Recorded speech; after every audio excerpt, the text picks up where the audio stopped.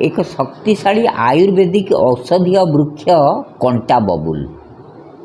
यही गछर पत्र, फूल, फल, छाल एवं अठा को औषध रे व्यवहार करा जाए।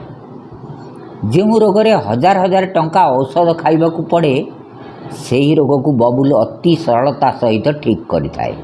पतंजलि आयुर्वेद आचार्य बालकिशन जी कहवा अनुसार अंटा दरज बिंधा मूलरू समाप्त। शरीर रे जलन, अत्यधिक झाड़ बाहरिबा, चर्म रोग, जादू कुंडिया, एक्जिमा इत्यादि पचा घा को शीघ्र ठीक करे। पेटर अनेक रोगरू मुक्ति, काश कफ समस्या ठीक करे, भूक बढ़ाए, दांत रोगर अंत, कंठ रोग ठीक हुए, श्वास संबंधित रोग, मूत्र रोग, बीर्य धातु रोगर रामबाण औषध बबुल गछ। स्वप्न दोष को शीघ्र ठीक कर दिए। जोनी ढिला होइतले बबुल गछ ठीक करे। महिलांकर श्वेतस्राव ठीक हुए। भयंकर उपदंश चर्म रोग सिफिलिस ठीक हुए।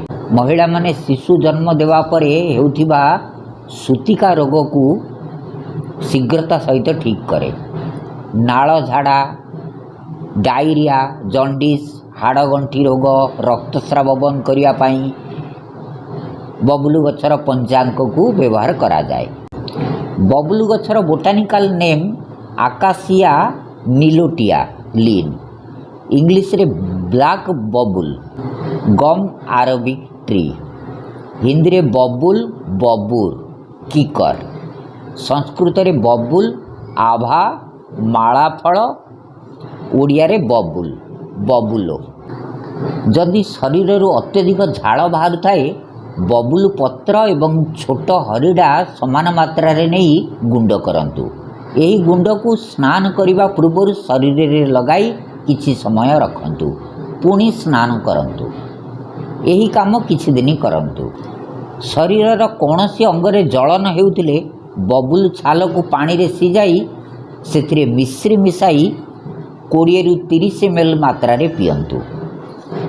कमर बिंधा बंद करिया पाई बबुल छाल, फल एवं अठा को समान मात्रा रे नहीं गुंड करंतु। यही गुंड गोटे चामच करी दिन रे 3 थर खाआंतु। जादू कुंडिया पाई बबुल फूल को भिनेगार सहित बाटी करी जादू कुंडिया उपरे लगांतु। घा सुखिया पाई बबुल पत्र बाटी करी लगांतु। काश कम करिया पाई बबुल डालर छाल गुंड गोटे 2 ग्राम मात्रा रे महू मिसाई चाटी करी खाआंतु। जदि पेटरे जंत्रणा हेउथाए बबुल फल को तावारे भाजी करी गुंड करंतु। यही गुंड गोटे चामच को गरम पानी रे मिसाई पियंतु। जलदर रोग पाई बबुल छाल पानी रे सिजाई घोल दही रे मिसाई पियंतु। जदि पेट टाइट होई थाए, पेटरे दरज, पेट फुलुथाए बबुल छाल काढ़ा 20 ml सहित घोल दही मिसाई पियंतु। भोक न लगुले, अरुचि समस्या हेउथिले बबुल गछर कमल पत्र एवं कमल फल को आचार तैयारी करी एथिरे संदेव लुण मिसाई खाआंतु।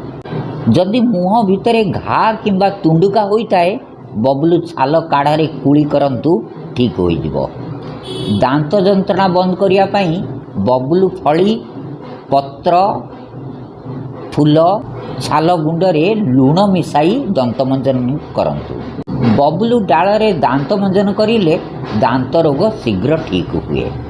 बबुल छाल को पानी रे सिजाई कुली करिले दांत जंत्रणा बंद हुए। गला रोग पाई बबुल पत्र एवं छाल एवं बर गछर छाल समान मात्रा रे नहीं 1 ग्लास पानी रे बतुराई दियंतु। सकाळु एहा को छाणी करी एही पानी रे गला पाखरे गरारा कुली करिले लाभ मिले। श्वास रोग, दमा रोग, श्वास नली रे इन्फेक्शन, श्वास नेबार कष्ट हेउथिले बबुल पत्र एवं डालर छाल गुंड गोटे 2 ग्राम रे 1 चामच महू मिसाई किछि दिन खाआंतु। परिस्रा रे जलन हेउथिले बबुलर कमल कढ़ 10-20टी 1 ग्लास पानी रे बतुराई राति रे रखंतु। सकाळु एहा को चकुटी करी ଏହି ପାଣିକି ପିଅନ୍ତୁ। ବବୁଲ ଛାଲର କାଢ଼ା 15ରୁ 30 ml ମାତ୍ରାରେ ପିଇଲେ ବାରମ୍ବାର ପରିସ୍ରା ଲାଗୁଥିଲେ ବନ୍ଦ ହୁଏ।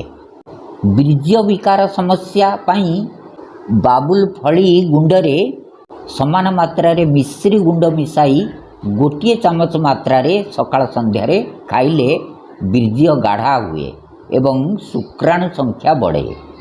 ବବୁଲ ଅଠାକୁ ଗାଈ ଘିଅରେ ଭାଜି କରି 1 ଚାମଚ ମାତ୍ରାରେ ଖାଇଲେ ପୁରୁଷଙ୍କର କାମଶକ୍ତି ବଢ଼େ, ବୀର୍ଯ୍ୟରେ ଶୁକ୍ରାଣୁ ସଂଖ୍ୟା ବଢ଼େ, ନଂପୁସକତା ଦୂର ହୁଏ। ସ୍ୱପ୍ନଦୋଷ ଉପଚାର ପାଇଁ 20 ଗ୍ରାମ ବବୁଲ ପଞ୍ଜାଙ୍ଗ ସହିତ 10 ଗ୍ରାମ ମିଶ୍ରି ମିଶାଇ 1 ଚାମଚ ମାତ୍ରାରେ ସକାଳ ସନ୍ଧ୍ୟାରେ ଖାଆନ୍ତୁ। ବେଳେବେଳେ ମହିଳାମାନେ ଶିଶୁ ଜନ୍ମ ଦେବା ପରେ କିମ୍ବା କୌଣସି ଘାତକ ରୋଗରେ ପୀଡ଼ିତ ହେବା କାରଣରୁ ସେମାନଙ୍କର ଯୋନିର ମାଂସପେଶୀ ଢିଲା ପଡ଼ିଯାଏ। ଏଥିପାଇଁ ବବୁଲ ଛାଲକୁ 10 ଗୁଣା ପାଣିରେ ସିଝାଇ ଅଧା ରହିଗଲେ ଏହାକୁ ବୋତଲରେ ଭରି କରି ରଖନ୍ତୁ। ଏହି ପାଣିରେ ଯୋନିକୁ କିଛି ଦିନ ଧୋଇଲେ ଯୋନିର ଢିଲାପଣ ଠିକ୍ ହୁଏ। ମହିଳାଙ୍କର ଋତୁସ୍ରାବରେ ଅଧିକ ରକ୍ତ ଆସୁଥିଲେ ବବୁଲ ଛାଲ 20 ଗ୍ରାମକୁ 400 ml ପାଣିରେ ସିଝାଇ 100 ml ରହିଗଲେ ଏହି ପାଣିକୁ 3 ଭାଗ କରି ଦିନରେ 3 ଥର ପିଅନ୍ତୁ। ବବୁଲ ଅଠା ଏବଂ ଗହମ ସମାନ ମାତ୍ରାରେ ନେଇ ଗୁଣ୍ଡ କରନ୍ତୁ। ଏହି ଗୁଣ୍ଡ 2 ଚାମଚ କରି ସକାଳ ସନ୍ଧ୍ୟାରେ ଖାଆନ୍ତୁ। ଏଥିରେ ମେନୋରେଜିଆ ରୋଗ ଠିକ୍ ହୁଏ। ମହିଳାଙ୍କର ଧଳା ପାଣି ସମସ୍ୟା ଲିକୋରିଆ ପାଇଁ ବବୁଲ ଛାଲ କାଢ଼ା 15ରୁ 30 ml ମାତ୍ରାରେ ପିଅନ୍ତୁ। ଏହି କାଢ଼ାରେ ଫିଟିକିରି ଗୁଣ୍ଡ ମିଶାଇ ଯୋନିକୁ ଧୋଇଲେ ଶୀଘ୍ର ଲାଭ ମିଳେ। ପୁରୁଷଙ୍କର ଯୌନ ରୋଗ ପାଇଁ ଯଦି ଲିଙ୍ଗ ଉପରେ ଫୁଲା ଦରଜ ଏବଂ ଘା ହୋଇଥାଏ, ବବୁଲ ପତ୍ରର କଅଁଳ କଢ଼ 10 ଗ୍ରାମକୁ 1 ଗ୍ଲାସ ପାଣିରେ ରାତିରେ ବତୁରାଇ ଦିଅନ୍ତୁ। ଏହାକୁ ସକାଳୁ ଚକୁଟି କରି ଏଥିରେ 20 ଗ୍ରାମ ଗାଈ ଘିଅକୁ ଗରମ କରି ମିଶାଇ କରି ପିଅନ୍ତୁ। ଦ୍ୱିତୀୟ ଦିନ ଏହିପରି କରନ୍ତୁ। ତୃତୀୟ ଦିନ ଘିଅ ମିଶାଇବା ବନ୍ଦ କରିଦିଅନ୍ତୁ। ଏହି ପାଣିକୁ 4-5 ଦିନ ପ୍ରତିଦିନ ସକାଳୁ ପିଅନ୍ତୁ। ଗନୋରିଆ ରୋଗ ଠିକ୍ ହୋଇଯିବ। ଯଦି ମହିଳାଙ୍କର ଯୋନି ଭିତରେ ଫୁଲା ଦରଜ ଏବଂ ପୋଡ଼ା ହେଉଥାଏ, ବବୁଲ ଅଠା 10 ଗ୍ରାମକୁ 1 ଗ୍ଲାସ ପାଣିରେ ବତୁରାଇ ଏହି ପାଣିରେ ପିଚକାରୀ ଯୋନିରେ ମାରନ୍ତୁ। ଭୟଙ୍କର ଉପଦଂଶ ଚର୍ମ ରୋଗ ପାଇଁ ବବୁଲ ପତ୍ର ଗୁଣ୍ଡ ସିଫିଲିସ୍ ଘା ଉପରେ ଲଗାନ୍ତୁ। ମହିଳାମାନେ ଶିଶୁ ଜନ୍ମ ଦେବା ପରେ ସୂତିକା ରୋଗରେ ଅନେକ ପ୍ରକାର କଷ୍ଟ ଅନୁଭବ କରିଥାନ୍ତି। ଏଥିପାଇଁ ବବୁଲ ଛାଲ ଗୁଣ୍ଡ 10 ଗ୍ରାମ, ଗୋଲମରିଚ 3ଟିକୁ ଗୁଣ୍ଡ କରି ଏହାକୁ ସକାଳ ସନ୍ଧ୍ୟାରେ ଖାଆନ୍ତୁ। ଏହି ସମୟରେ ବାଜରା ରୁଟିରେ ଗାଈ ଦୁଧ ମିଶାଇ ଖାଆନ୍ତୁ। ଡାଇରିଆ ଝାଡ଼ା ବନ୍ଦ କରିବା ପାଇଁ ବବୁଲ ପତ୍ର କଢ଼ 8-10ଟି, ଜିରା 0.5 ଗ୍ରାମ, 1-2ଟି ଡାଳିମ୍ବ କଢ଼କୁ 100 ଗ୍ରାମ ପାଣିରେ ବାଟି କରି ଏହି ପାଣିକୁ ଦିନରେ 3 ଥର ପିଅନ୍ତୁ। ନାଳ ଝାଡ଼ା ବନ୍ଦ କରିବା ପାଇଁ ବବୁଲ ପତ୍ର ରସ 1 ଚାମଚ, ଅଳ୍ପ ହରିଡ଼ା ଗୁଣ୍ଡ କିମ୍ବା ମହୁ ମିଶାଇ ପିଅନ୍ତୁ। ଜଣ୍ଡିସ୍ ରୋଗ ଠିକ୍ କରିବା ପାଇଁ ବବୁଲ ଫୁଲ ଗୁଣ୍ଡ 5 ଗ୍ରାମ, ମିଶ୍ରି ଗୁଣ୍ଡ 5 ଗ୍ରାମ କରି ଦିନରେ 3 ଥର ଖାଆନ୍ତୁ। ଭଙ୍ଗା ହାଡ଼ ଯୋଡ଼ିବା ପାଇଁ, ଚୋଟ ଲାଗିଥିବା ଫୁଲା ଦରଜ ଠିକ୍ କରିବା ପାଇଁ ବବୁଲ ଫଳ ଗୁଣ୍ଡ 1 ଚାମଚ କରି ସକାଳ ସନ୍ଧ୍ୟାରେ ଖାଆନ୍ତୁ। ଶରୀରର କୌଣସି ଅଙ୍ଗରୁ ରକ୍ତସ୍ରାବ ହେଉଥିଲେ ବବୁଲ ପତ୍ର ରସ ଲଗାନ୍ତୁ ଏବଂ ତା ଉପରେ ବବୁଲ ପତ୍ର ଏବଂ ଛାଲ ଗୁଣ୍ଡ ଲଗାଇ ଦିଅନ୍ତୁ। ଔଷଧ ଖାଇବାର ମାତ୍ରା: